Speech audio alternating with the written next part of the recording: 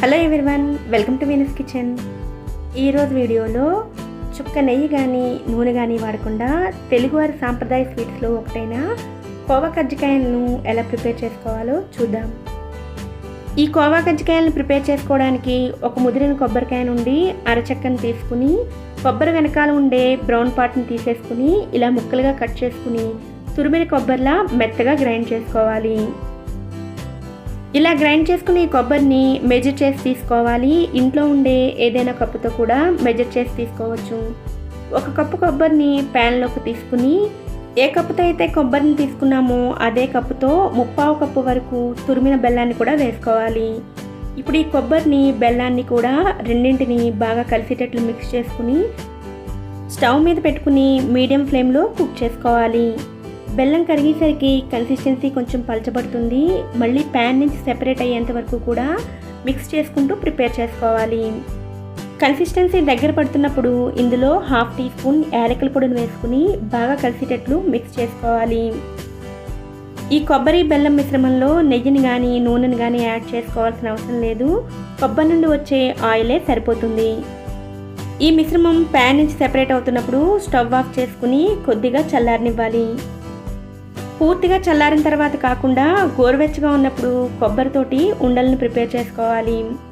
ఇలా మొత్తం ముద్దతోటి ఉండల్ని ప్రిపేర్ చేసుకుని ఇవి ఆరిపోకుండా ఉండడం కోసం వీటిపైన మూత పెట్టుకుని రెడీగా పక్కన పెట్టుకోవాలి. లోపల స్టఫింగ్ రెడీ అయింది కాబట్టి పైన లేయర్లో ఉండే కోవాని ప్రిపేర్ చేసుకోవడం కోసం అడుగు మందంగా ఉండే కడాయిని తీసుకుని అందులో 1 లీటర్ వరకు ఫుల్ ఫ్యాట్ మిల్క్ని తీసుకోవాలి. ఫుల్ ఫ్యాట్ మిల్క్ని ఉపయోగించినట్లయితే టేస్ట్ బాగుంటుంది. పాలు ఒకసారి పొంగు వచ్చిన తర్వాత స్టవ్ ఫ్లేమ్ని మీడియంలోకి మార్చుకుని పాలపైన ఉండే మేగడ్ను పాలలోకి మిక్స్ చేసుకుంటూ కోవాని ప్రిపేర్ చేసుకోవాలి. పాల క్వాంటిటీ సగానికి వచ్చిన తర్వాత ఇందులో 2 టేబుల్ స్పూన్ల పంచదారని వేసుకోవాలి. ఈ స్వీట్ లోపల స్టఫింగ్ని కొబ్బరి బెల్లంతో ప్రిపేర్ చేస్తున్నాం కాబట్టి పైన ఉండే లేయర్కి 2 టేబుల్ స్పూన్ల పంచదారని యాడ్ చేసుకుంటే సరిపోతుంది. స్వీట్ ఎక్కువగా కావాలనుకునేవారు మరికొంచెం యాడ్ చేసుకోవచ్చు. పాల క్వాంటిటీ తగ్గే కొద్దీ కంటిన్యూస్గా మిక్స్ చేసుకుంటూ కోవాని ప్రిపేర్ చేసుకోవాలి. ఇలా కోవా ప్యాన్ నుంచి సెపరేట్ అయిన తర్వాత స్టవ్ ఆఫ్ చేసుకుని పూర్తిగా చల్లారనివ్వాలి.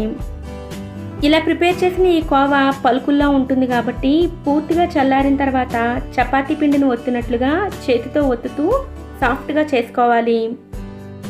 ఇలా సాఫ్ట్ ముద్దలా ప్రిపేర్ చేసుకున్న తర్వాత ఇందులో నుండి కొద్దిగా ముద్దను తీసుకుని ముందు అప్పల్లా ప్రిపేర్ చేసుకుని తర్వాత ముందుగా ప్రిపేర్ చేసుకుని ఉంచుకున్న కొబ్బరి ఉండను ఇందులో పెట్టుకుని సైడ్స్ అన్నీ క్లోజ్ చేసుకుంటూ రౌండ్ బాల్లా చేసుకోవాలి. ఇదే విధంగా మిగిలిన కోవాలో కూడా స్టఫింగ్ని నింపుతూ కోవా కజ్జికాయలను ప్రిపేర్ చేసుకోవాలి.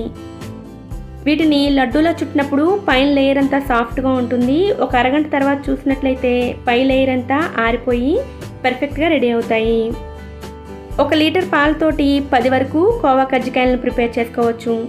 ఇలా ప్రిపేర్ చేసుకున్న ఈ కోవా కజ్జికాయలను బయట అయితే 3 రోజులు, ఫ్రిడ్జ్లో అయితే 6 రోజుల వరకు స్టోర్ చేసుకోవచ్చు.